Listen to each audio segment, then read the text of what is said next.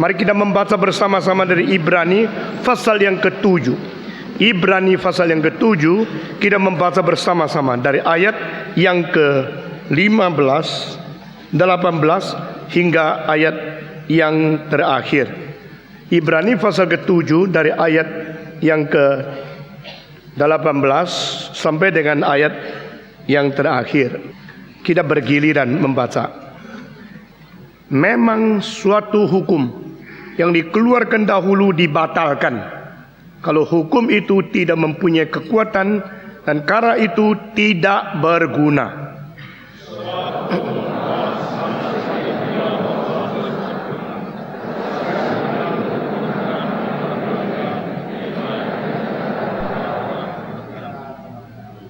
Dan sama seperti hal ini tidak terjadi tanpa sumpah. Memang mereka telah menjadi imam tanpa sumpah.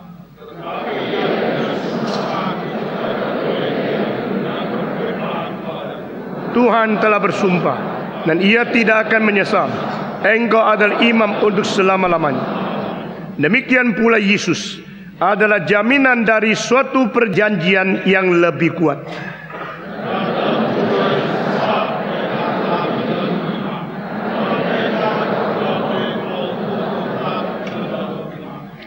Tetapi karena ia tetap selama-lamanya, imamatnya tidak dapat beralih kepada orang lain. Karena itu ia sanggup juga menyelamatkan dengan sempurna semua orang yang oleh dia datang kepada Allah. Sebab ia hidup senantiasa untuk menjadi pengantara mereka. Sebab imam besar yang demikian yang kita perlukan, yaitu yang saleh, tanpa salah, tanpa noda, yang terpisah dari orang-orang berdosa dan lebih tinggi daripada tingkat-tingkat surga, yang tidak seperti imam-imam besar lain yang setiap hari harus mempersembahkan korban untuk dosanya sendiri dan sesudah itu barulah untuk dosa umatnya. Sebab hal ini telah dilakukannya satu kali untuk selama-lamanya, ketika ia mempersembahkan dirinya sendiri sebagai korban. Sebab hukum Taurat menetapkan orang-orang yang diliputi kelemahan menjadi imam besar. Tetapi sumpah yang diucapkan kemudian daripada hukum Taurat menetapkan anak yang telah menjadi sempurna sampai selama-lamanya. Pembacaan kitab sampai di sini. Mari kita berdoa sekali lagi. Tuhan berkatilah jam selanjutnya dengan pimpinan roh-Mu yang kudus dan pencerahan dari roh yang kudus itu juga.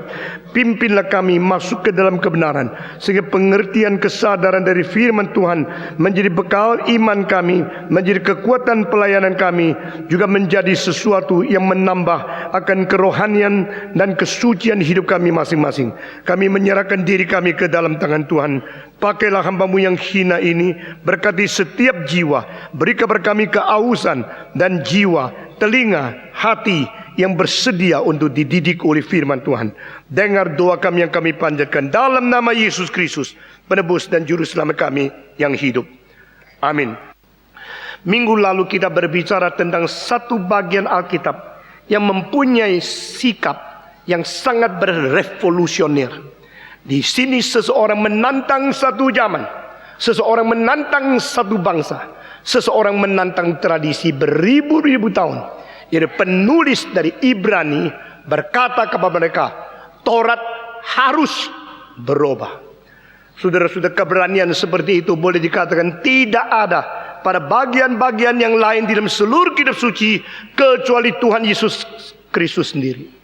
Namun demikian saudara-saudara, waktu kita membaca lagi dari bagian ini, ditambah satu kalimat yang lebih keras lagi, bahwa itu sudah dibuang, itu sudah tiada dan tidak berguna sama sekali. Tidak ada orang berani mengatakan kalimat seperti ini, karena Yesus Kristus sendiri berkata bahwa aku datang bukan mentiadakan Taurat, aku datang bukan menolak, menghapus fungsi dari Taurat, namun aku datang hanya untuk menyempurnakan Taurat. Kalau demikian, siapakah penulis Ibrani? Mengapa dia begitu berani mengatakan kalimat-kalimat bahkan seolah-olah melampaui apa yang dikatakan oleh Yesus Kristus? Yesus berkata, aku datang bukan mentiadakan Taurat, aku datang untuk menggenapinya. Aku datang bukan mentiadakan Taurat, aku datang menyempurnakan dia. Tetapi penulis Ibrani mengatakan bahwa Taurat itu tidak berguna. Taurat itu sudah lewat, Taurat itu sudah harus pergi, dibuang.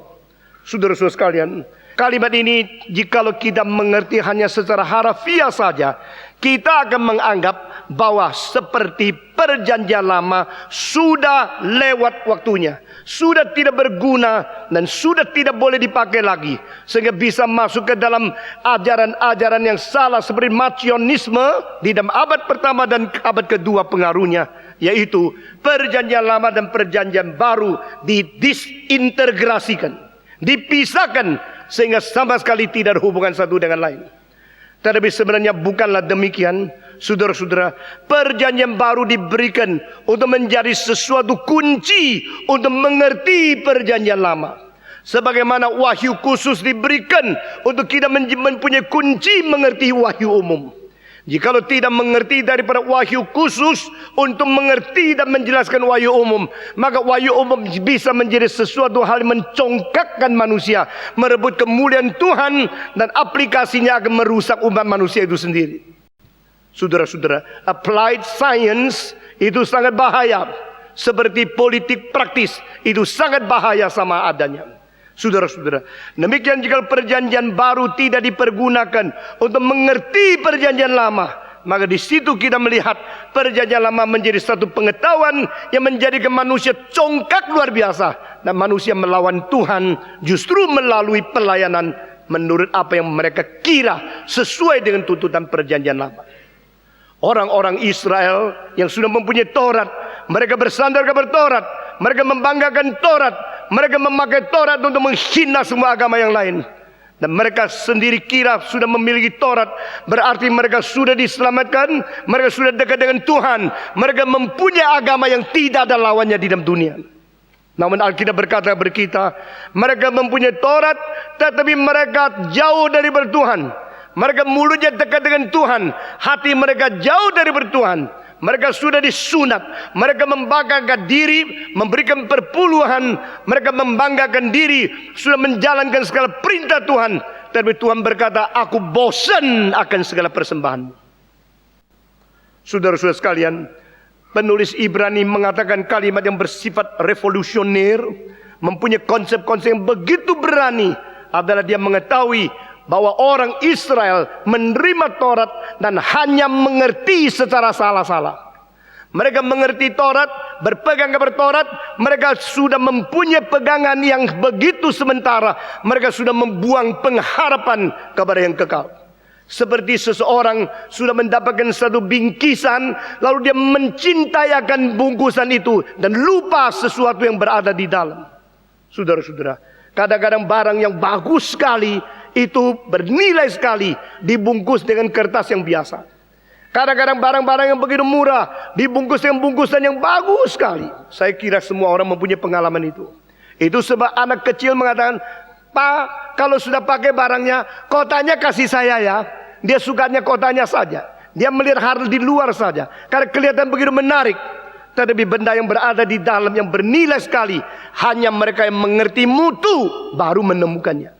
Saudara-saudara, di dalam Taurat mengandung sesuatu pengharapan menuju kepada hari depan. Di dalam Taurat mengandung sesuatu perjanjian yang memberikan kehidupan yang kekal akan diberikan kelak melalui inkarnasi. Tetapi orang Israel tidak demikian pikirnya. Mereka pikir, saya sudah mempunyai Taurat, saya sudah mempunyai bungkusan ini, sudah cukup. Maka di situ mereka sombong, mereka bangga, dan mereka menganggap mereka sudah sempurna. Jikalau saudara melihat dari pasal 6 lalu terus sampai 7, 8, 9, 10, itu istilah sempurna, sempurna, sempurna muncul, saudara-saudara. Di sini yang diberikan pengertian oleh penulis daripada Ibrani adalah yang menuju membawa kita kepada kesempurnaan itu. Sebenarnya bukan Taurat. Taurat tidak bisa membawa kita menuju kepada kesempurnaan, karena di dalam Taurat sendiri hanya berfungsi negatif. Saudara-saudara, fungsi positif dari Taurat hanya satu, memimpin kita menuju kepada Injil dan anugerah keselamatan. Fungsi Taurat yang negatif banyak sekali, yaitu menyadarkan kita tentang dosa, menegur kita tentang pelanggaran, dan membawa kita untuk kesadaran bahwa kita sudah jauh dari standar dari Tuhan. Ini semua adalah fungsi negatif dari Taurat. Fungsi positif daripada Taurat hanya satu, yaitu sehingga kita sadar kita tidak berdaya, kita adalah orang yang harus binasa, kita di bawah hukuman Tuhan, kita tidak bisa lagi berdebat bagi diri, dan kita harus tunduk di bawah Tuhan dan berkata, aku orang berdosa, aku memerlukan keselamatan. Dengan demikian Paulus mengatakan di Roma pasal 3 ayat ke-19 bahwa Taurat memberhentikan perdebatan kita. Taurat mentundukkan kita di bawah kuasa hukuman dari Tuhan, dan Taurat mencelikkan mata kita untuk mengerti tentang dosa.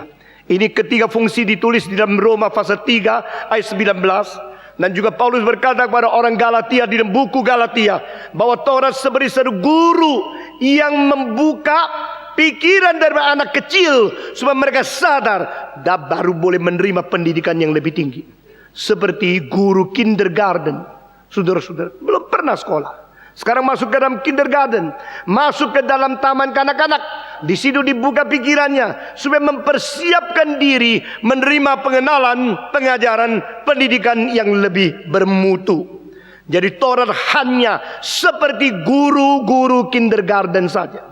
Saudara-saudara, setelah anak itu dipersiapkan pikirannya mau menerima sesuatu, dia terbiasa ke sekolah, dia terbiasa bangun pagi, dia terbiasa menerima apa yang dikatakan oleh guru, maka barulah datang guru yang asli memberikan pengajaran kepada dia yang sudah dipersiapkan. Jadi fungsi Taurat yang negatif banyak sekali, fungsi Taurat yang positif hanya satu, memimpin manusia yang sudah sadar diri berdosa, sudah sadar diri tidak berdaya, sadar diri memerlukan Tuhan, lalu datang buka pintu menunggu dan menyambut kedatangan keselamatan. Tetapi orang Israel tidak demikian. Mereka menganggap mereka sudah dapat, mereka sudah mengerti, mereka sudah sempurna. Maka penulis Ibrani mengatakan, jikalau Taurat boleh menyempurnakan manusia, maka Tuhan Yesus tidak perlu datang ke dalam dunia.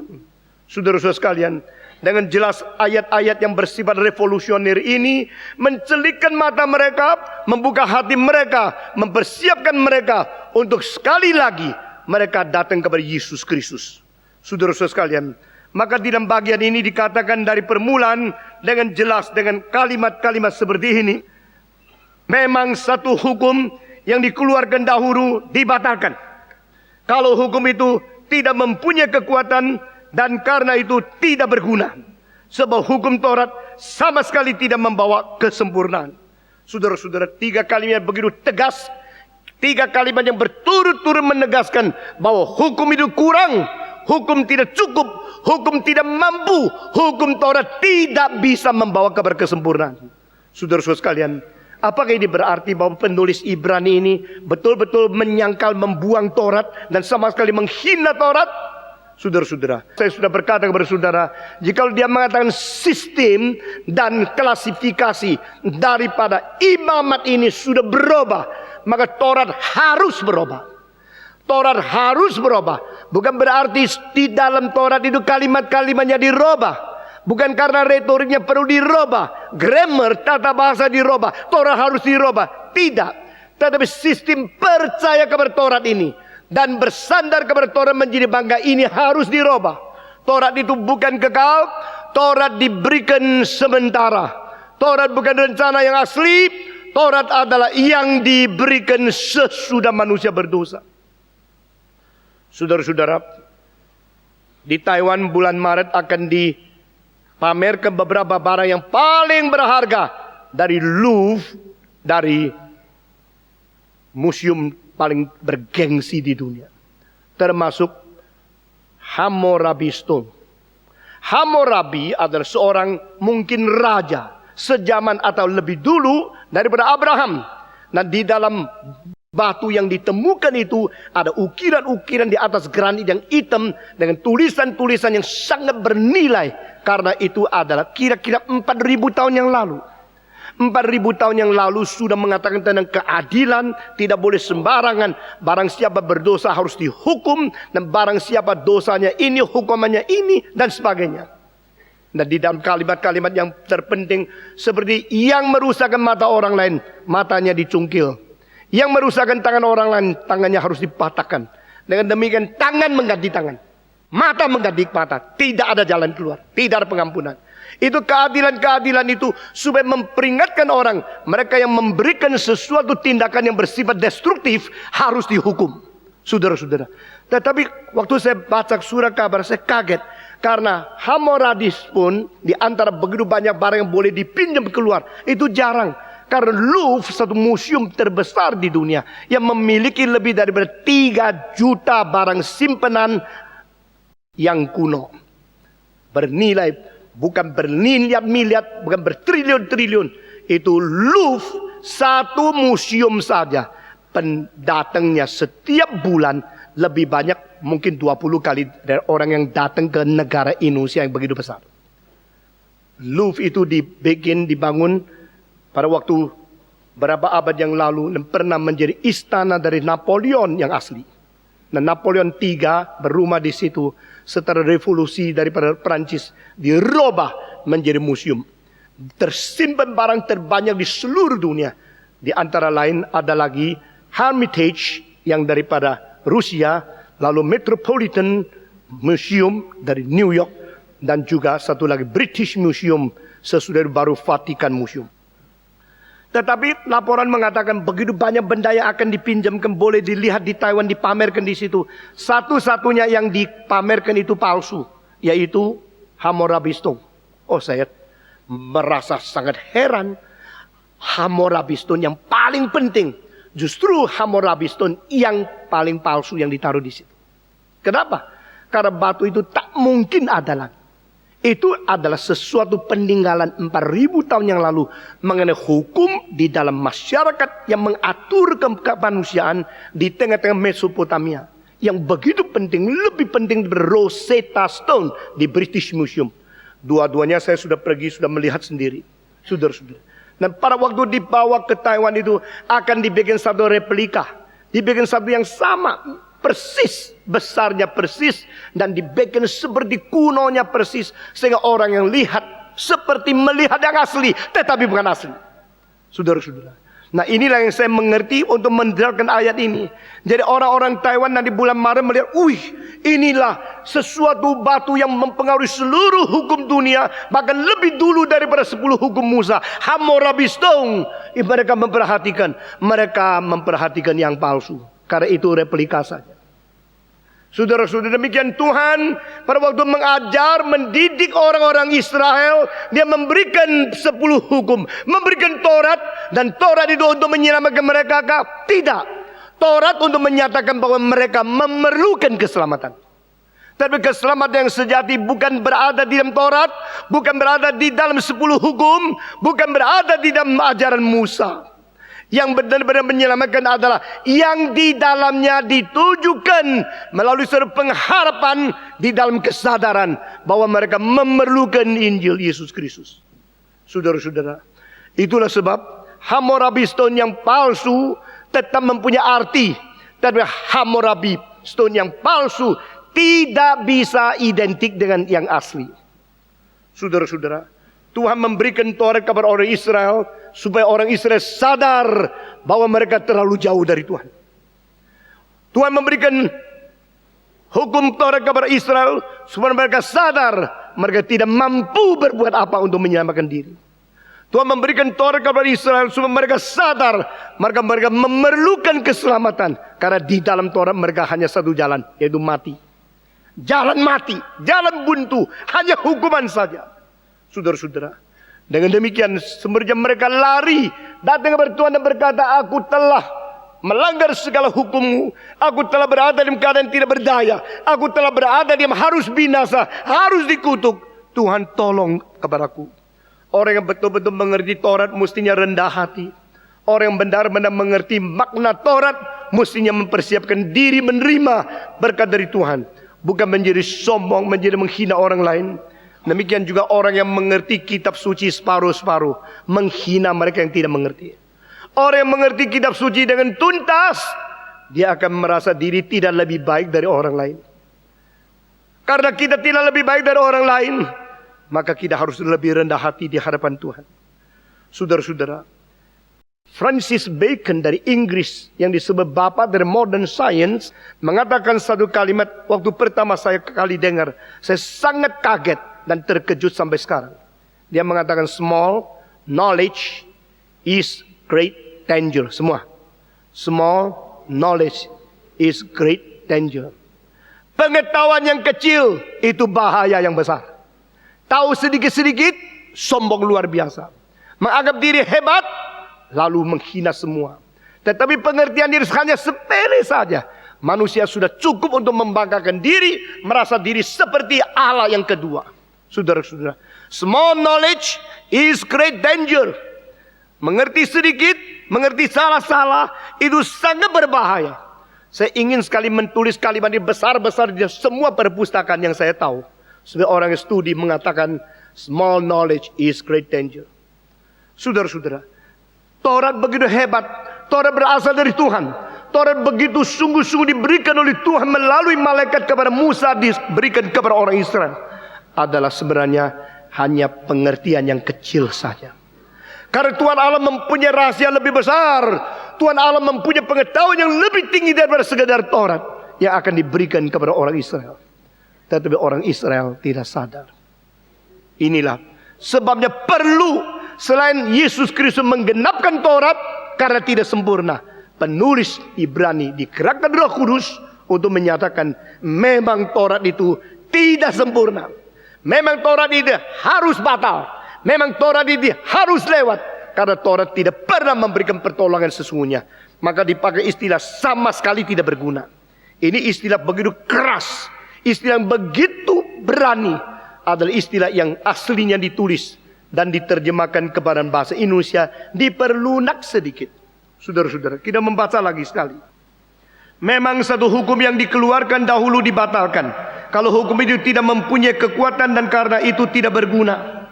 Atau terjemahan lain, hukum yang dikeluarkan sebelumnya harus dibatalkan karena sama sekali tidak berguna. Sebab hukum Taurat sama sekali tidak membawa kesempurnaan. Dia tidak membawa kita menuju kepada kesempurnaan yang sejati. Saudara-saudara sekalian, saya sekali lagi memberikan contoh. Kalau engkau batuk-batuk terus, agar engkau pergi ke dokter. Waktu ke dokter di ronsen untuk mengetahui apakah yang terjadi di dalam tubuhmu. Akhirnya ronsen itu keluar, lalu engkau melihat, ketahuan sekarang bahwa paru-parumu itu sudah rusak separuh, sudah hancur, sudah begitu banyak lubang-lubang di dalamnya. Lalu dokter itu mengatakan, inilah hasil pemeriksaan ronsen. Inilah fakta yang ada di dalam dirimu. Jadi engkau bilang, dokter, jadi bagaimana? Ya begini. Apa yang harus berbuat? Tunggu mati. Kenapa? Sudah tingkat keempat TBC-mu. Ini adalah vonis. Ini vonis mengandung pencerahan, pengertian, dan peringatan. Dicerahkan, engkau tahu apa adanya. Diberi penjelasan, engkau mengerti di mana parahnya dari penyakitmu. Lalu diperingatkan, tidak lama lagi hidup, baik-baik pakai waktumu. Engkau bawa ini, lalu engkau pulang, engkau mengatakan, nah saya orang paling hebat. Karena kampungmu tidak ada orang yang pernah melihat ronsen. Saya sudah melihat. Saya mempunyai film mutakhir. Saya mempunyai hasil pemeriksaan di kota besar. Mereka ke kampung, mereka membanggakan diri. Pernah lihat dokter? Pernah lihat ronsen? Pernah mempunyai film kayak gini? Engkau sombong sekali. Dokter kalau mendengar, dia akan mengatakan orang itu bukan saja sakit TBC, sekaligus sakit gila dia. Betul enggak? Karena mendapatkan ronsen itu bukan untuk sombong. Karena engkau mengerti kesalahan. Nah inilah Taurat. Kalau Taurat itu bukan menjadi sesuatu kesadaran kita begitu tidak berdaya. Kalau ronsen tidak menyadarkan kita bahwa kita begitu parah. Tetapi akhirnya menjadi kita makin sombong. Maka dokter mengatakan, jangan salah ya. Hasil ini tidak menyembuhkan loh. Dokter ini adalah dokter menyatakan tapi tidak menyembuhkan. Hanya mencerahkan tapi tidak menyembuhkan. Hanya memberitahu keadaan engkau. Tidak memberikan sesuatu perubahan bagi kamu. Nah itu namanya Taurat. Taurat mempunyai fungsi hanya di situ. Taurat menyatakan, Taurat mencerahkan, Taurat memberikan bukti, Taurat memberikan peringatan. Berhenti fungsi Taurat. Tetapi ada macam kedua, setelah dia melihat, dia nangis. Dia melihat dirinya begini bagaimana. Dia tahu itu harus mati. Dia mengatakan, dokter, bisakah engkau menyembuhkan aku? Saudara-saudara, dokter itu mengatakan, saya tidak bisa. Wah, dia lebih kecewa lagi. Saya tidak bisa. Karena apa? Mesin saya ini cuma menyatakan kesalahan. Mesin saya ini hanya mencerahkan akan penyakit. Mesin saya ini tidak bisa merubah apapun. Tidak berubah. Sama sekali tidak berguna. Sama sekali tidak berguna. Kenapa bisa menyatakan kesalahan? Sama sekali tidak berguna. Kenapa bisa menyatakan sakit sampai di mana? Kalau begini berguna dong. Jadi istilah sama sekali tidak berguna di sini tidak berarti tidak berguna sama sekali. Istilah sama sekali tidak berguna di sini adalah berarti tidak berguna sama sekali untuk menyembuhkan. Mengerti saudara-saudara? Di dalam hal menyatakan berguna, di dalam menyembuhkan tidak berguna. Di dalam memberitahu kabar kita dosa kita itu berguna. Di dalam memberikan pengampunan dosa tidak berguna. Itu artinya. Jadi meskipun kalimat-kalimat daripada Ibrani yang bersifat revolusioner ini menyatakan keberanian yang besar sekali, tapi ini tidak berarti buku Ibrani mendisintegrasikan perjanjian lama dari perjanjian baru. Ini tidak berarti dia memecah belahkan akan kedua perjanjian, akhirnya menjadikan kita membuang perjanjian lama dan tidak lagi melihat segala pentingnya. Melainkan dari sini kita melihat dan telusuri dengan lebih jelas perjanjian lama itu apa maknanya, fungsinya di mana, sampai di mana batas fungsinya. Jadi sekali lagi saya mentegaskan, ronsen tidak berguna untuk menyembuhkan kita, tapi ronsen berguna menyatakan berapa parah penyakit kita. Jelas? Saudara-saudara. Macam ketiga, bukan nangis-nangis, tapi dia mengatakan, dokter, engkaukah yang memberikan film ini kepada saya? Iya. Engkau yang menyatakan sakitku kayak gini? Iya. Langsung dipukul dokter. Kalau perlu dia bunuh dokter. Kurang ajar kamu ya. Engkau membocorkan rahasiaku. Saya tidak mau namaku jadi jelek. Saya tidak mau orang lain tahu kalau penyakitku begitu parah. Maka engkau yang telah membongkar, engkau yang telah menunjukkan sakitku, pukul dia, matikan dia. Nah itu orang macam ketiga. Saudara-saudara. Lalu dokter itu mati. Sudah mati, dia kuburkan dia. Dia berobek ini. Dia menganggap tidak pernah terjadi. Anggap diri masih sehat. Ini orang macam ketiga. Orang macam keempat adalah orang-orang yang sudah mendapatkan ronsen, sudah mengerti penyakit sendiri. Dia sekarang bukan saja nangis, dia juga mempunyai iman kepercayaan. Kalau demikian, di dalam kesedihanku, coba beritahu kepadaku, ada obat tidak? Bisa sembuhkan tidak? Dokter itu mengatakan, di sini saya namanya dokter T. Dokter T, hasilnya ya gini. Kalau saya mau sembuh bagaimana dokter T? Pergi cari dokter I. Di mana? Jalan sini ke kanan ke kiri, lalu maju lagi berapa kilometer. Di situ ada satu dokter I. Dokter I itu mempunyai obat. Seperti engkau ini semua penyakit bisa disembuhkan oleh dia. Tapi engkau mesti dengan sungguh-sungguh datang kepada dia. Jangan main-main. Karena dia tidak mau memberikan kepada orang-orang biasa yang tidak memerlukan atau yang rasa tidak perlu. Oh, aku akan pergi dengan sungguh-sungguh. Saudara-saudara, dokter T memperkenalkan orang kepada dokter I. Dokter T itu dokter apa? Taurat. I itu apa? Injil. Nah ngerti? Dari sini dokter T, dokter I, dua kerjasama, alamat lain. Jangan disintegrasikan, tapi diintegrasikan sehingga dokter T adalah mempersiapkan orang untuk mengerti, sadar, insyaf keadaan diri sendiri, lalu dibawa menuju kepada dokter I. Di situ pengobatan dan kesembuhan mungkin terjadi. Nah saudara-saudara, kita bersyukur kepada Tuhan. Ini namanya seluruh kitab suci. Ini namanya seluruh persatuan dari perjanjian lama dengan perjanjian baru. Nah saudara-saudara, 4 macam orang tadi itu melukiskan 4 macam orang di dunia. Orang pertama saudara Taurat, lalu sombong. Itu orang Yahudi klasik. Orang yang melihat Taurat terus minder, nangis, lalu menjadi orang tidak berpengharapan. Itu mereka yang tidak beriman setelah mengetahui dosa sendiri tidak datang kepada Tuhan. Orang ketiga yang mengetahui dosa sendiri langsung membunuh siapa yang menyatakan dosa. Itu adalah keturunan orang biadab yang membunuh nabi-nabi seperti dalam perjanjian lama. Orang macam keempat adalah orang yang betul-betul rendah hati di hadapan Tuhan. mengaku dosa, minta pertolongan. Orang yang beriman dan datang kepada Yesus Kristus. Amin. Saudara-saudara, saya kira kalau kita mengerti apa yang dikhotbahkan setiap minggu di sini, engkau akan mendapatkan sesuatu pengertian berdasarkan iman yang sejati, yang bikin engkau rohaninya stabil, dan engkau tidak gampang digoncangkan oleh siapapun. Ini semua pelajaran dari kitab suci yang tidak boleh diabaikan. Jadi hari ini saya berkata kepada saudara, penulis Ibrani bukan sengaja untuk mengkoyak-koyak, menghancurkan Taurat. Tidak. Dia hanya menekankan satu hal, Taurat tidak berguna sama sekali di dalam hal menyelamatkan. Tidak berarti Taurat itu sendiri tidak berguna sama sekali. Taurat mempunyai fungsi yang banyak, fungsi negatif, fungsi positif, fungsi menyadarkan, fungsi membuat kita rendah hati, fungsi kita sadar kita memerlukan Tuhan dan mempersiapkan kita untuk beriman kepada Tuhan. Saudara-saudara, barang siapa yang mengerti setiap perkataan dari Tuhan, dia akan menaruh diri dan bereaksi kepada setiap kalimat yang diucapkan oleh Tuhan sesuai dengan kehendak dan secara senonoh di dalam tempat-tempat yang seharusnya. Kita dengar kalimat ini seharusnya bagaimana? Dengar kalimat itu seharusnya bagaimana? Dengar khotbah ini, reaksi bagaimana? Dengar khotbah yang lain, reaksi bagaimana? Itu masing-masing ada tempatnya.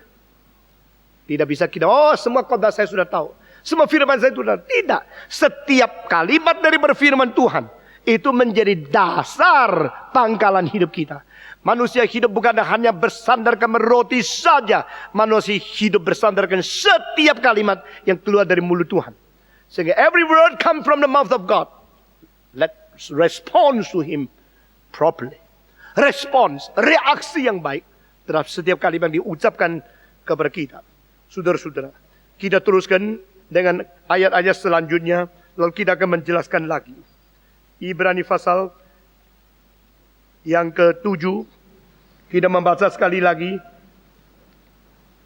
dari ayat yang ke-19.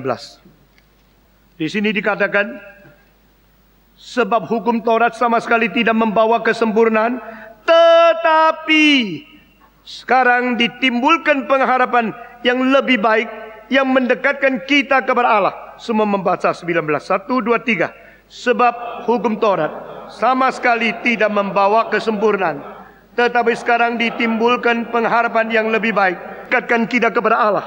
20. Dan sama seperti hal ini tidak terjadi tanpa sumpah. Memang mereka telah menjadi imam tanpa sumpah, tetapi ia dengan sumpah diucapkan oleh dia yang berfirman kepadanya, Tuhan telah bersumpah dan ia tidak akan menyesal.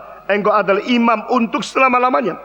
Saudara-saudara, Taurat itu meskipun tidak membawa kita kepada kesempurnaan, tapi Taurat menunjukkan sesuatu arah yang benar. Taurat memberikan kepada kita sesuatu pengharapan yang benar. Itu ada arah daripada Taurat, membawa kita menuju kepada perjanjian baru. Saudara-saudara, Taurat tidak membawa kabar sempurna, Taurat tidak berguna. Dari sini timbul satu pengharapan. Nah, ini satu istilah yang sangat indah sekali. Karena di dalam Taurat pun telah mempunyai sesuatu bibit untuk menghasilkan sesuatu perubahan arah dan menuju kepada sesuatu yang kekal, sehingga kita boleh mempunyai pengharapan. Saudara-saudara, inilah sesuatu hal yang ajaib.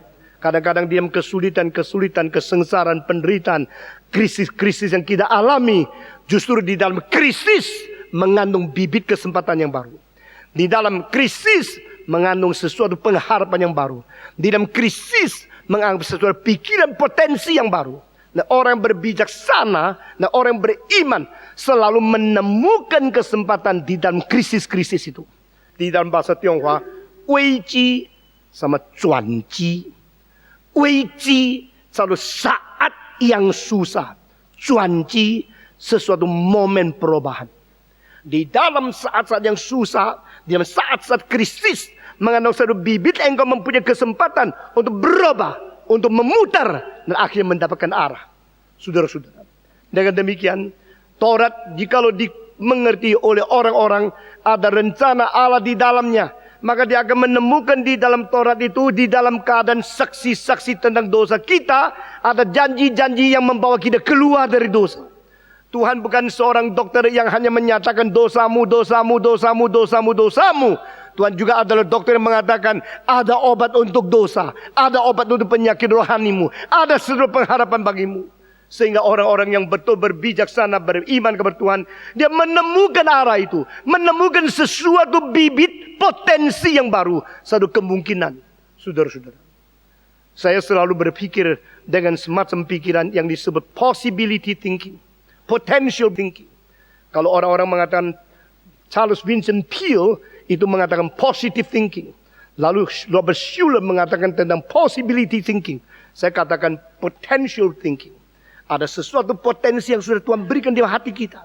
Ada sesuatu kemungkinan yang sudah Tuhan berikan di dalam krisis-krisis yang kita alami. Pada waktu orang Israel berada di Torah, mereka sombong, mereka benci, itu semua salah. Tapi kalau mereka menemukan di situ mengandung satu bibit yang mengarah kepada sesuatu tujuan yang terakhir, yang paling sempurna, barulah mereka berbijaksana. Saudara-saudara sekalian, di sini dikatakan ditimbulkan satu pengharapan. Pengharapan kepada satu perjanjian yang lebih indah. Nah saudara-saudara, istilah ini mulai muncul karena di sini ada integrasi perjanjian lama dan perjanjian baru. Saudara-saudara, di dalam pasal selanjutnya kita akan menemukan kalimat-kalimat yang keluar berasal daripada buku Nabi Yeremia, bahwa aku akan mengikat janji yang baru kepada anak-anak keturunanmu. Pada hari itu ada janji yang baru, berarti yang tadinya menjadi janji yang lama. Janji baru dibandingkan dengan janji lama, berarti yang baru menjadi pengharapan, yang lama akan menjadi lewat. Saudara-saudara, puji Tuhan bahwa kita berada dalam zaman perjanjian baru. Kita berada dalam zaman perjanjian baru, berarti kita menelusuri kembali, kita melihat kembali. Dulu Allah pernah berjanji kepada orang Israel, dan janjinya itu ditandatangani dengan tinta darah. Saudara-saudara, orang-orang yang betul-betul berkata dengan sungguh-sungguh, akhirnya untuk membuktikan bahwa dia betul-betul sungguh-sungguh memberikan perkataan itu, dia bersumpah. Dan janji selalu ditulis hitam atas putih. Saudara-saudara, dunia sekarang tetap mengindahkan akan apa yang dijanjikan dengan tulisan. Sehingga surat-surat perjanjian harus pakai materai, harus pakai tanda tangan. Dan ini disahkan, dilegalisirkan di dalam pengadilan. Menjadi suatu bukti yang tidak bisa dibatalkan. Saudara-saudara, engkau beli tanah, engkau beli rumah, ada surat janji. Engkau menikah, ada surat janji. Engkau berdagang dengan orang lain, ada surat janji. Ini bukan suatu hal yang bermain-main. Saudara-saudara, tidak berarti yang dikatakan itu kosong, hanya tulisan yang bisa dipercaya. Juga tidak dikatakan semua yang tulis harus patut dipercaya. Tidak tentu. Ada orang janji bahkan sumpah palsu. Tetapi janji paling sedikit menyatakan, engkau sungguh-sungguh setelah otak bisa lupa, biarlah kertas ini membuktikan. Setelah ngomongan kita sudah dia bersuara, biarlah tinta ini bersuara. Setelah kita tidak lagi menganggap itu penting, biar anak-anak kita mengetahui bahwa bapak mereka pernah tulis begini dan tanda tangan untuk menyatakan nama diri bertaruh di dalamnya. Itu namanya janji. Di sini dikatakan di dalamnya mengandung satu pengharapan menuju kepada satu perjanjian yang lebih indah. The more beautiful testament, more beautiful, the better covenant. Sesuatu perjanjian yang lebih indah, yang lebih baik sudah dipersiapkan. Dan ini terkandung di dalam perjanjian yang lama. Di dalam Taurat mengandung bibit, membawa kita mempunyai pengharapan kepada perjanjian yang baru. Artinya, saudara-saudara, dan di sini ditambah dengan dua hal, saudara-saudara. Janji itu ditulis dan ditandai dengan darah yang berbeda. Dan janji itu diberikan dengan upacara yang berbeda. Apa yang disebut dengan tanda yang berbeda? Tuhan mengikat janji dengan orang Israel di dalam perjanjian lama dengan tanda darah. Tuhan berjanji dengan gereja di dalam perjanjian baru dengan tanda darah. Bedanya, darah yang dipakai untuk janji perjanjian lama itu ada darah apa? Darah domba, darah lembu, darah burung, darah binatang. Itu darah yang lebih rendah daripada diri manusia. Darah yang tingkatannya di bawah daripada tingkatan manusia di dalam keadaan hidup. Saudara-saudara sekalian, di dalam klasifikasi hidup, manusia adalah manusia makhluk yang tertinggi yang kelihatan di atas bumi ini. Dan semua binatang, lembu, domba, semua di bawah manusia. Waktu Tuhan Allah berjanji dengan orang-orang Israel pakai darah itu. Tapi pada waktu Tuhan Allah berjanji dengan orang Kristen, dengan gereja, janjinya ditandai dengan darah siapa? Darah Yesus Kristus.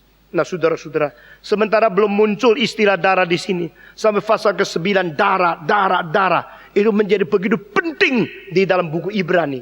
Nanti kita akan menuju ke situ, saudara-saudara. Dan kedua, janji kepada orang Israel dan semua yang menjadi imam, tidak ada satu dengan upacara bersumpah.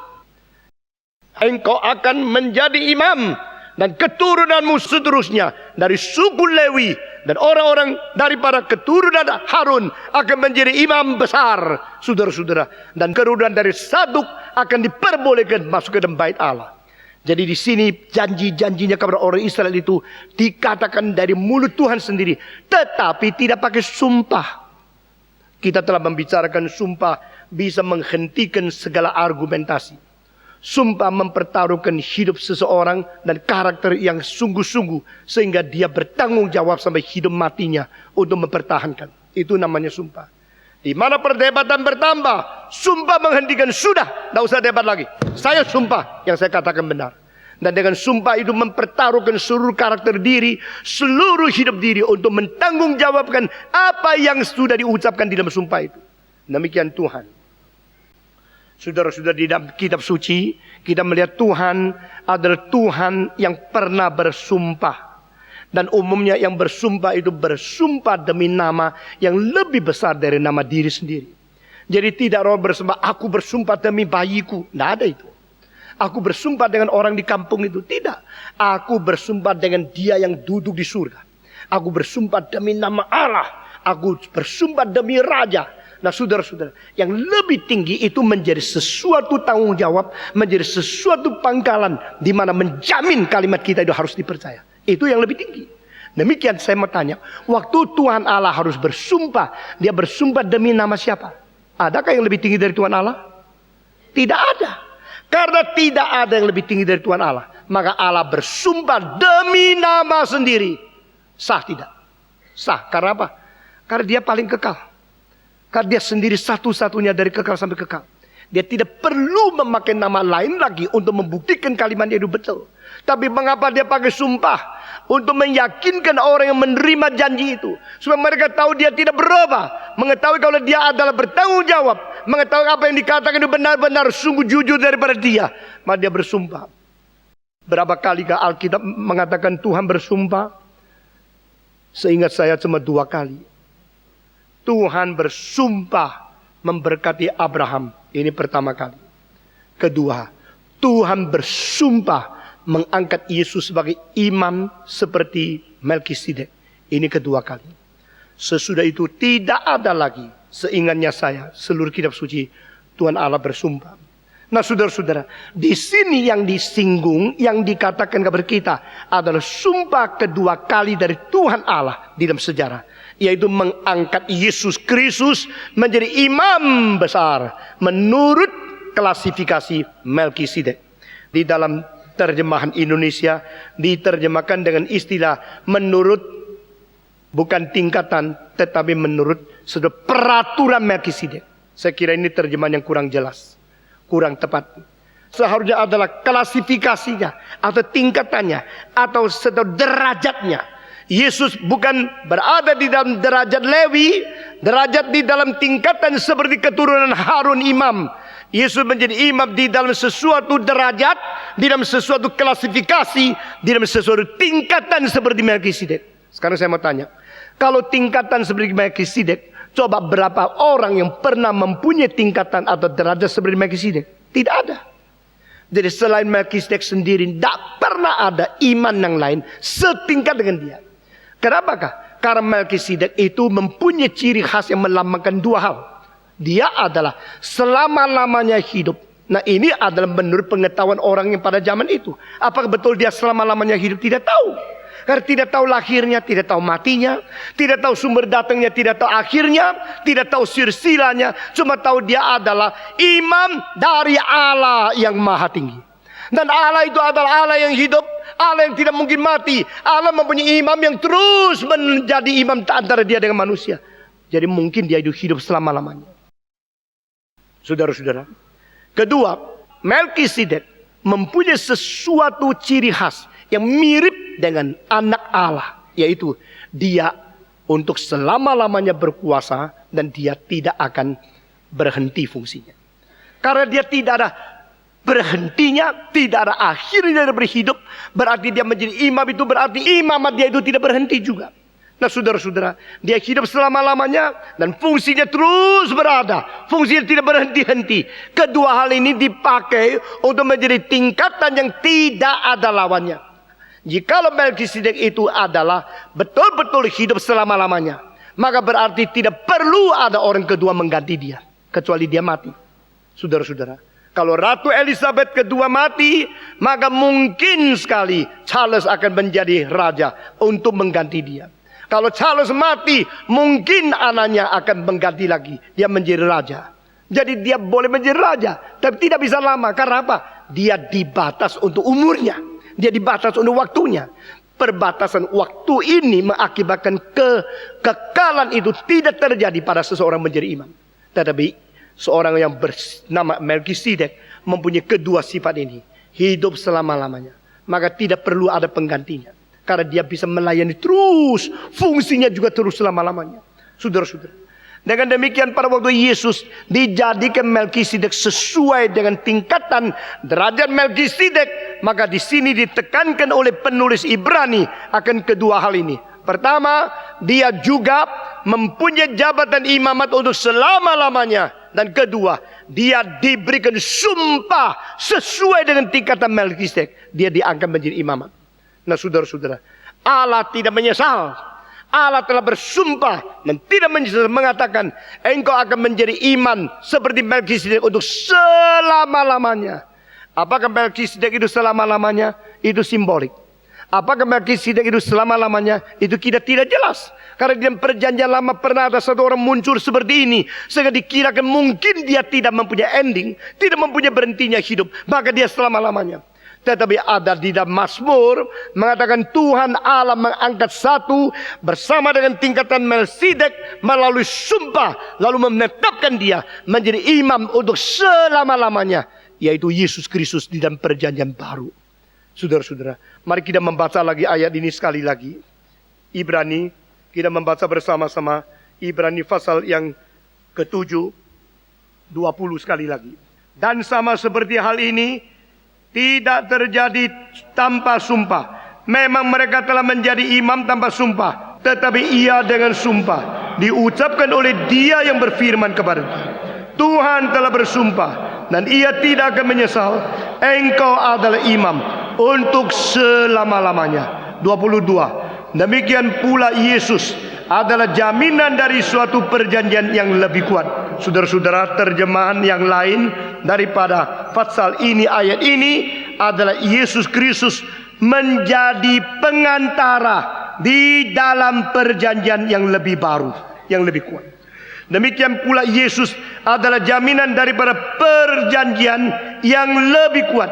Jaminan di sini boleh diterjemahkan dia telah menjadi seorang juru selamat, seorang pengantara di dalam perjanjian yang baru ini. Saudara-saudara, jaminan, pengantara, bukti, ini istilah tiga ini boleh diterjemahkan untuk kalimat yang berada di sini. Yesus telah menjadi sesuatu jaminan yang dari perjanjian yang lebih kuat. Dan dalam jumlah yang besar mereka telah menjadi imam karena mereka dicegah oleh maut. Tetapi Yesus Kristus tidak demikian. Tetapi karena ia tetap selama-lamanya, imamannya tidak dapat beralih kepada orang lain. Kita melihat di sini perbandingan antara Yesus sebagai imam dan semua keturunan daripada Harun. Saudara-saudara, di sini penulis mengatakan ada beberapa perbedaan yang sangat besar yang bersifat kualitatif.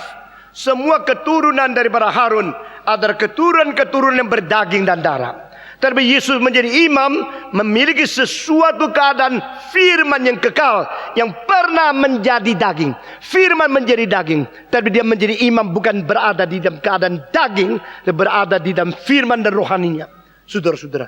Sehingga perbedaan terbesar pertama, semua imam di dalam tingkatan Lewi, di dalam keadaan keturunan orang-orang Harun adalah menjadi imam untuk seumur hidup dan tidak bisa diperpanjangkan lagi. Apa sebab? Karena setelah mereka selesai mati, berhentilah fungsi imamatnya. Maka diganti oleh orang lain. Itu sebab mereka banyak. Satu.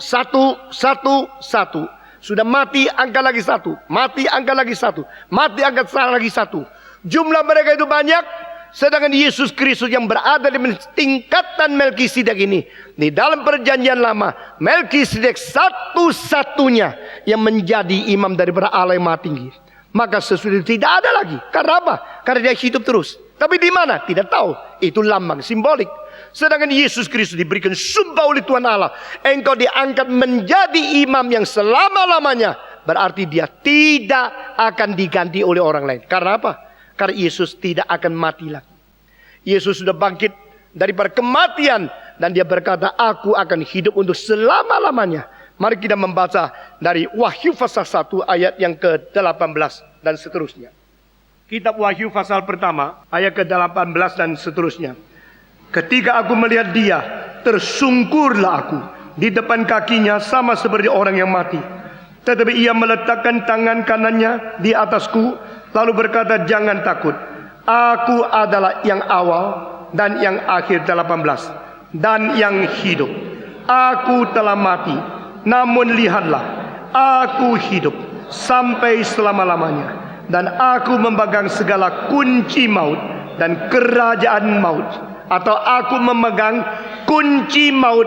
Dan juga kunci ini ada kunci kerajaan maut. Saudara-saudara, aku menang atas kematian. Aku pernah mati dan sekarang bangkit pula. Dan aku akan hidup untuk selama-lamanya. Disinilah satu-satunya orang yang bisa mirip Melkisedek. Satu-satu orang yang bisa disetingkatkan dengan Melkisedek. Itu dia yang tidak ada kematian lagi, yaitu Yesus Kristus. Saudara-saudara, keturunan Harun setiap generasi ganti orang. Engkau kadang-kadang urus sesuatu surat, urus sampai separuh, yang berhak menandatangan mati. Engkau bilang cilaka, mesti ganti orang lagi. Tunggu lagi berapa tahun lagi, begitu kan? Lalu ganti orang itu tidak lama lagi, pindah lagi. Engkau izin belum dapat, mesti tunggu satu orang lagi. Engkau bilang cilaka, belum jadi lagi. Inilah terjadi pada dunia ini. Karena apa? Yang berwenang itu bisa berubah. Begitu banyak orang sudah ikat janji baik-baik, kira-kira boleh kerja baik, mendadak dia turun. Setelah dia turun, engkau mulai lagi dengan pemerintahan yang baru. Saudara-saudara, demikian orang Israel, imam-imam yang bisa menjadi pengantara untuk menjamin mereka diampuni dosanya di tengah-tengah Tuhan Allah yang suci dan mereka yang berdosa, adalah orang yang sendirinya bisa mati. Setelah imam itu mati ganti orang, mati ganti orang, mati ganti orang. Tetapi sekarang dijanjikan satu juru selamat, satu pengantara yang tidak perlu diganti orangnya, yang terus menerus mempunyai kekuatan. Apa sebab? Karena dia mengatakan, aku pernah mati dan sekarang aku bangkit kembali dan aku hidup untuk selama-lamanya. Siapakah dia? Yesus Kristus, satu-satunya imam yang disumpahkan untuk mempunyai sesuatu kedudukan setingkat dengan Melkisedek adalah Yesus Kristus. Karena dia tidak pernah mati adanya. Kedua, perbedaan paling besar antara imam-imam semua di perjanjian lama dengan Yesus Kristus. Imam-imam itu semua mempunyai dosa. Mereka mempunyai dosa. Apa sebab? Sebab mereka adalah keturunan Adam yang berada di bawah kutukan dan berada mewarisi akan sifat dosa asal itu. Itulah sebabnya mereka menjadi imam kalau mau menjelaskan atau menjadikan sesuatu pengampunan dosa yang diminta kepada Tuhan Allah bagi orang lain. Mereka harus melakukan satu hal itu dulu. Pertama, menebus dosa sendiri, sudah selesai, baru menebus dosa orang lain. Memberikan persembahan minta pengampunan dosa kepada Tuhan bagi diri mereka sendiri dulu. Sesudah selesai, baru minta pengampunan dosa bagi orang Israel. Di sini mereka sendiri orang berdosa. Orang berdosa menolong orang berdosa. Orang berdosa berdoa syafaat bagi orang berdosa. Orang berdosa menjadi pengantara orang berdosa yang lain. Ini adalah semua keturunan daripada Harun. Tetapi Yesus bagaimana? Tidak. Karena dia bukan saja tidak mempunyai kematian, dia tidak mempunyai dosa. Itu sebab dia langsung menanggung dosa orang lain. Dia langsung minta pengampunan Tuhan kepada orang lain. Dengan demikian dia tidak perlu menerima pengampunan terlebih dahulu bagi dia sendiri. Saudara-saudara, maka Yesus adalah satu-satunya pengantara di antara manusia dengan Tuhan Allah. Karena berkali-kali kita melihat waktu dia berdoa untuk orang mati, dia tidak perlu berdasarkan nama yang lain. Waktu dia mempersembahkan diri, dia tidak perlu berdasarkan nama yang lain.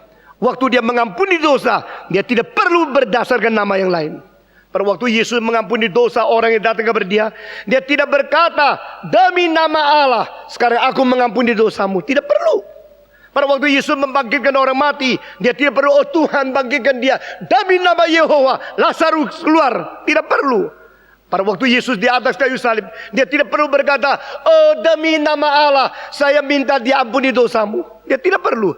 Dia langsung mengatakan, Bapa ampunilah mereka. Dia langsung berkata, dia langsung berwibawa seperti orang yang mempunyai hak utama, yang berada pada diri sendiri. Ini Yesus Kristus. Itu sebab Yesus tidak perlu doa demi nama orang lain bagi orang yang ketiga. Dia tidak perlu membangkitkan orang demi nama Allah supaya orang mati itu bangkit. Dia tidak perlu minta melalui nama yang lain supaya doanya didengar. Karena dia sendiri adalah anak yang tunggal dari Allah dan dia adalah Allah. Puji Tuhan. Saudara-saudara, maka ini adalah kedua yang besar. Semua imam-imam itu mereka harus minta pengampunan dosa bagi diri sendiri. Tapi Yesus tidak perlu. Ini kedua. Saudara-saudara, kita membaca ayat selanjutnya. Dari pasal ke-7 kita membaca bersama-sama. Ibrani pasal ke-7 kita membaca ayat ke-24. Semua membaca bersama-sama. Tetapi karena ia tetap selama-lamanya, imamatnya tidak dapat beralih kepada orang lain. 25. Karena itu ia sanggup juga menyelamatkan dengan sempurna semua orang yang datang oleh dia kepada Allah.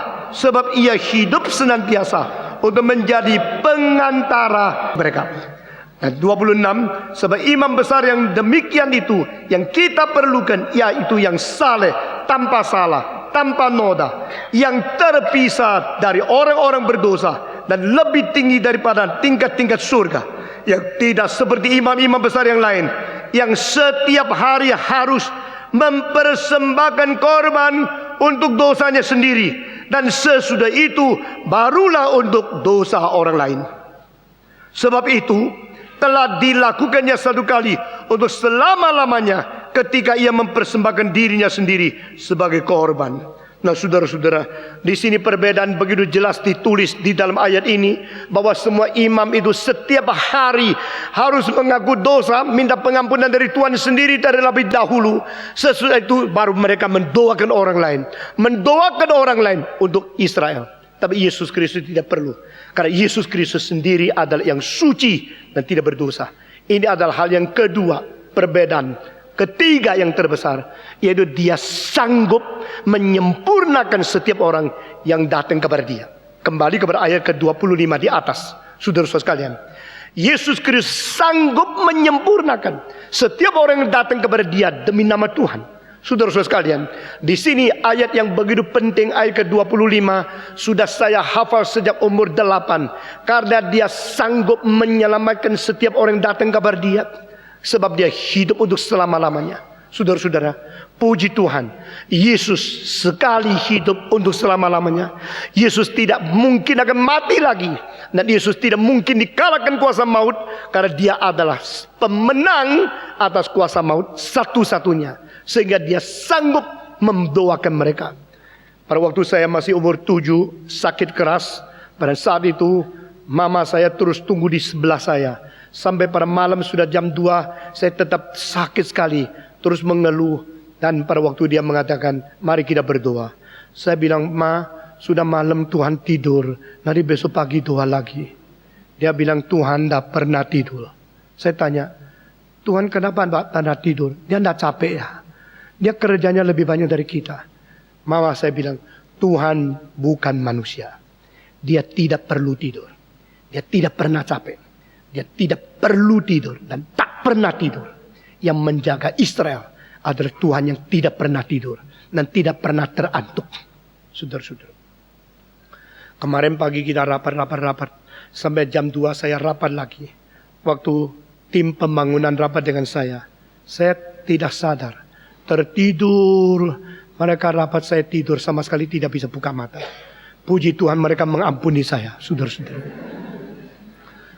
Saya bangun, saya mengatakan maafkan. Saya sakit dan kurang enak badan. Lalu saya minta maaf. Lalu saya buka mata, mau ikut rapat dengan baik-baik. Tetapi tidak tahan. 2 menit lagi, tidur lagi. Lalu sudah beberapa lama, saya dibangunkan mungkin oleh ngoroknya sendiri. Lalu saya berkata, maaf, saya tidak enak badan. Saya tidur. Saya tidur lagi. Saudara, puji Tuhan, saya tidak tidur tengah khotbah. Kalau tidur tengah khotbah, saudara langsung berdiri menyanyi amin, amin, lalu pulang. Saudara, kita berdoa kepada Tuhan. Kapan saatnya? Kapan waktunya? Waktu apa saja, saat apa saja. Karena dia sepanjang hari tidak tertidur, tidak terantuk. Adakah ayat Alkitab mengatakan Tuhan tidak tidur dan tidak ngantuk? Ada nggak? Ada tidak? Ada loh. Mau tahu ayatnya? Tuhan tidak tidur dan Tuhan tidak ngantuk. Ayatnya di mana? Mari kita membaca bersama-sama. Dan boleh dicatat itu. Satu-satu kali saja di dalam seluruh kitab suci. Tuhan tidak tidur dan tidak ngantuk. Mazmur 121. Kita membaca bersama-sama. Aku melayangkan mataku ke gunung-gunung. Dari manakah akan datang pertolonganku? Pertolonganku adalah dari Tuhan, yang menjadikan langit dan bumi. Ia takkan membiarkan kakimu goyah. Penjagamu tidak akan terlelap. Sesungguhnya tidak terlelap dan tidak tertidur. Ini istilah aslinya. Dia tidak tertidur dan tidak mengantuk. Artinya, penjaga Israel. Ayat 5. Tuhanlah penjagamu. Tuhanlah naunganmu. Di sebelah tangan kananmu. Matahari tidak menyakiti engkau pada waktu siang, atau bulan pada waktu malam. Tuhan akan menjaga engkau terhadap segala kecelakaan. Ia akan menjaga nyawamu. Tuhan akan menjaga keluar masukmu dari sekarang sampai selama-lamanya. Sampai sudah jam 2, Tuhan sudah tidur, Tuhan sudah capek. Mari kita tahan sampai besok pagi berdoa kepada Dia lagi. Pada waktu saya umur 7, itu mama saya berkata, anak, Tuhan tidak pernah tidur. Tuhan tidak pernah terantuk. Pada malam jam 2 sekalipun engkau sakit, Dia sedang menjaga engkau. Dia tidak pernah meninggalkan kita. Pada waktu itu saya pertama kali mendengar ada yang tidak pernah tidur. Ada yang tidak perlu tidur. Namanya adalah Tuhan. Saudara-saudara, Fatsal ke-7 ayat 25 menjadi ayat yang penting sekali. Karena di sini dikatakan Dia selama-lamanya hidup. Maka Dia sanggup menyempurnakan kita. Dia sanggup menyempurnakan setiap orang yang datang kepada Tuhan Allah melewati Dia aslinya. Jadi setiap orang yang bersandar kepada Yesus Kristus, datang kepada Tuhan Allah, orang ini tidak akan dibuang. Orang ini akan menjadi orang yang diberkati oleh Tuhan. Saudara-saudara, dengan demikian kita melihat kita mempunyai seorang imam yang keempat sudah diucapkan sebelum 3 hal ini, yang disumpah dan tidak bersama dengan orang-orang yang lain. Yang lain tidak pakai sumpah, tapi Yesus memakai sumpah, sehingga tidak mungkin ada perubahan. Konsep-konsep ini berkembang terus menjadi konsep yang penting di dalam pasal 13. Yesus Kristus kemarin, sekarang, dan sampai selama-lamanya tidak tidak berubah semua. 1, 2, 3. Yesus Kristus kemarin, sekarang, sampai selama-lamanya tidak berubah. Karena Dia adalah yang kekal, satu-satunya yang hidup dari kekal sampai kekal. Sehingga Yesus Kristus tidak perubahan. Yesus Kristus kemarin, sekarang, dan sampai selama-lamanya tidak berubah. Mau bilang puji Tuhan. Imam yang besar dari kita adalah imam yang tidak berubah.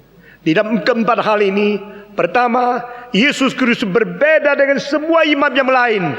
Dia adalah hidup selama-lamanya. Kedua, Dia adalah yang tidak berubah. Dia adalah yang disumpah oleh Tuhan. Dia adalah yang tidak mati. Keempat hal ini menjadikan Dia imam besar yang begitu berlainan dengan imam yang lain.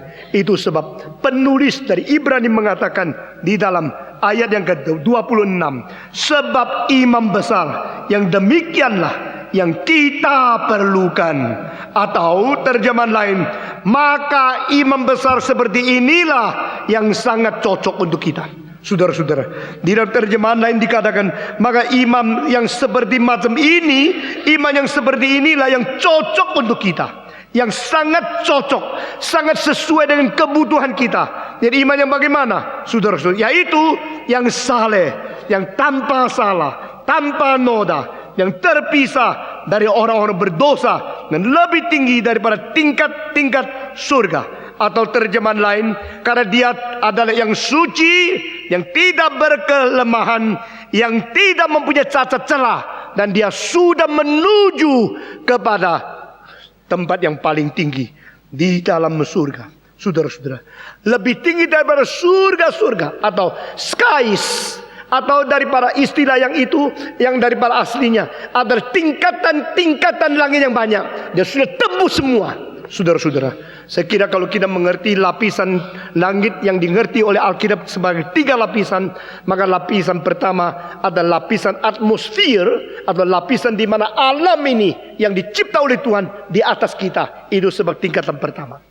Tingkatan langit yang kedua, yaitu tingkatan, sebenarnya boleh dikatakan tingkatan rohania, dan di situ ada tempat di mana setan dibuang. Sehingga Tuhan melemparkan iblis, dan dia berada di tengah-tengah tempat yang maha tinggi, dan manusia yang berada di dunia. Itu tingkatan yang kedua. Dan tingkatan yang ketiga, yaitu tingkatan di mana Tuhan sendiri bersemayam.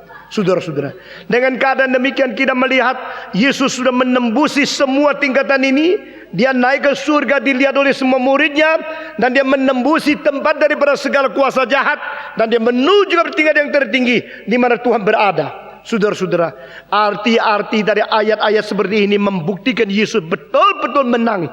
Bukan menang secara alamiah, menang supra alamiah, menang di dalam kekekalan Allah, di rencana yang tidak berubah itu.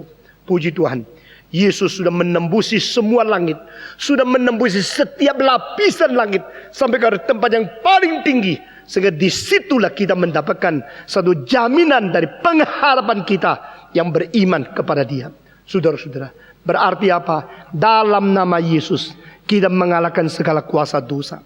Di dalam semua agama, kalau mereka berdoa, tidak ada diakhiri dengan dalam nama Yesus. Di sini rahasianya.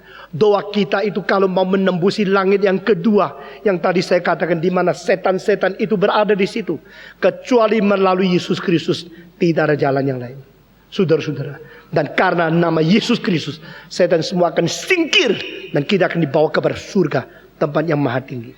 Setan tidak mungkin melawan hanya satu nama, itu nama Yesus. Dalam nama Yesus ada kemenangan. Dalam nama Yesus ada kemenangan. Dan kita mempunyai imam seperti ini yang sudah menuju kepada langit-langit yang tertinggi. Sangat patut adanya. Atau istilah lain, kita cocok. Kita sesuai kebutuhan kita. Kita memerlukan seorang imam seperti ini. Imam yang disumpahkan, imam yang hidup selama-lamanya, imam yang tidak perlu menebus dosa sendiri, imam yang tidak berubah, imam yang begitu, yang sudah naik kepada langit yang tertinggi. Di situ ada jaminan kita. Sehingga kita sementara masih hidup di dalam dunia, kita mempunyai sesuatu pengharapan bersandar kepada Dia. Masih ingat ayat sebelumnya di Fatsal sebelumnya, bahwa seperti sesuatu jangkar sau yang ditaruh sudah lempar ke dalam tirai di dalam tempat yang maha tinggi, yaitu tempat maha suci dari Tuhan Allah. Saudara-saudara, mari kita membaca lagi dari ayat yang ke-26 ini sampai dengan akhir dari berfasal ini. Semua membaca bersama-sama 26 sampai akhir. Sebab imam besar yang demikianlah yang kita perlukan, yaitu yang saleh, tanpa salah, tanpa noda, yang terpisah dari orang-orang berdosa, yang lebih tinggi daripada tingkat-tingkat surga, yang tidak seperti imam-imam besar lain, yang setiap hari harus mempersembahkan korban untuk dosanya sendiri, dan sesudah itu barulah untuk dosa umatnya. Sebab hal itu telah dilakukannya satu kali untuk selama-lamanya, ketika ia mempersembahkan dirinya sendiri sebagai korban. 28. Sebab hukum Taurat menetapkan orang-orang yang diliputi kelemahan menjadi imam besar. Tetapi sumpah yang diucapkan kemudian daripada hukum Taurat menetapkan anak yang telah menjadi sempurna sampai selama-lamanya. Mengenai penggenapan sempurna sampai selama-lamanya, baru kita akan menjelaskan pada yang akan datang. Hari ini sampai di sini saja. Mari kita tunduk kepala, kita berdoa bersama-sama. Bapa di dalam surga, kami berterima kasih karena di tempat yang maha tinggi ada pengantara yang menjadi jaminan bagi kami. Karena di tempat yang maha tinggi ada pengantara yang sudah mempersembahkan darahnya, perjanjian baru, untuk membawa kami menuju ke pengharapan yang sesungguhnya. Kami bersyukur kepadamu, apa yang tidak boleh dikenapi, tidak bisa disempurnakan oleh Taurat, karena Taurat tidak berguna di hal ini, sudah disempurnakan oleh darah Yesus Kristus yang dialirkan bagi kami di atas kayu salib. Kami bersyukur kami mempunyai seorang imam besar yang kekal setingkat dengan derajat Melkisedek, dan tidak karena kematiannya sehingga harus terhambat dan diganti oleh orang lain. Kami bersyukur dengan sumpah Tuhan Allah yang tidak menyesal menetapkan dia menjadi seorang imam untuk selama-lamanya menurut Melkisedek. Kami berdoa berterima kasih untuk semua pengertian yang sudah Tuhan beritakan kepada kami pada hari ini. Dan kami berdoa kiranya Tuhan terus menerus membimbing kami, baik di dalam pengenalan firman, di dalam iman bersandar kepada Tuhan, di dalam jalan-jalan mengikuti jejak kaki Tuhan, di dalam pelayanan kita hari-hari. Sehingga makin serius, makin sungguh-sungguh kami boleh menjadi orang berkenan di mata Tuhan.